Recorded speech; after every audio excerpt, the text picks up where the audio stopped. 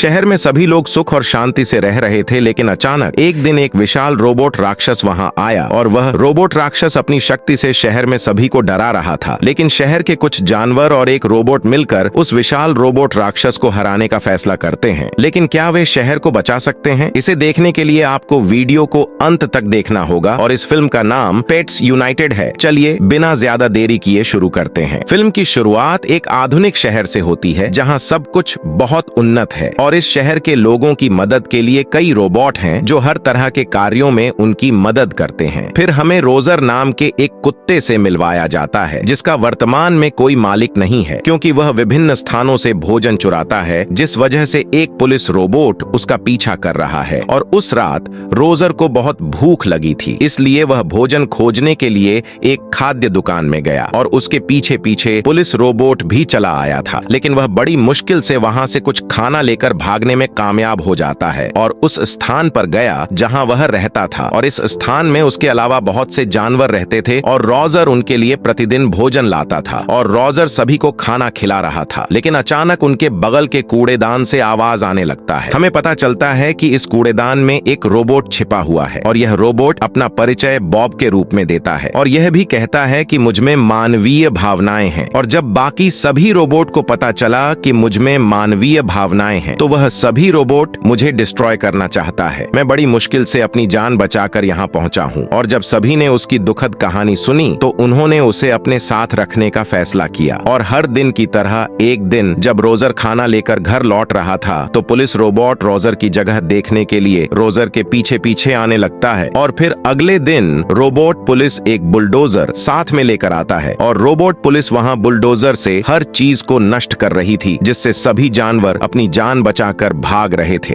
उसी समय Bob Roger के साथ चुपचाप वहां से भाग जाता है। फिर बॉब रोजर को लेकर पालतू जानवरों की देखभाल की दुकान पर गया जहां शहर के बहुत सारे पालतू जानवर थे। वहीं रोजर की दोस्ती बेले नाम की बिल्ली से हो जाती है। तभी अचानक टीवी पर एक खबर चल रही है जिसमें शहर का कमांडर कह रहा है कि शहर के सभी लोगों को जल्द से जल्द शहर छोड़ देना चाहिए क्योंकि वह इस शहर को और अधिक आधुनिक बनाना चाहता है। दरअसल कमांडर चीफ कुछ और ही योजना बना रहा था कि पूरे शहर पर केवल रोबोटों का शासन हो। इस तरफ शहर के सभी लोग इस बात को लेकर चिंतित हो जाते हैं कि वे शहर छोड़कर कहां जाएंगे। फिर कमांडर ने शहर पर एक विशाल राक्षस रोबोट को उतारा और वह रोबोट सभी को डराकर शहर से दूर भगाने लगता है। धीरे धीरे पूरा शहर खाली हो गया। केवल रोजर, बॉब, बेले और बाकी सभी जानवर रह जाते हैं क्योंकि उनके पास जाने के लिए कोई जगह नहीं थी। शहर के सभी लोगों के चले जाने के बाद विशाल रोबोट राक्षस जानवरों को शहर छोड़ने के लिए धमकाता है। लेकिन तभी एक लोमड़ी जानवर आगे आता है और रोबोट राक्षस से कहता है कि हम शहर बिल्कुल नहीं छोड़ रहे हैं, शहर में रहने के लिए मैं तुमसे युद्ध करूंगा। और तभी रोबोट मॉन्स्टर ने उसे पैरों से कुचल दिया। फिर रोजर और बाकी जानवरों के पास कोई रास्ता नहीं बचा, इसलिए वे वहां से चले गए और उन्होंने फैसला किया कि शायद चिड़ियाघर में शांति से रह सकते हैं। लेकिन वहां जंगली जानवर थे और उन्होंने इन घरेलू जानवरों को खाने का फैसला करते हैं। इस बीच शहर के प्रमुख कमांडो कई कैमरों की मदद से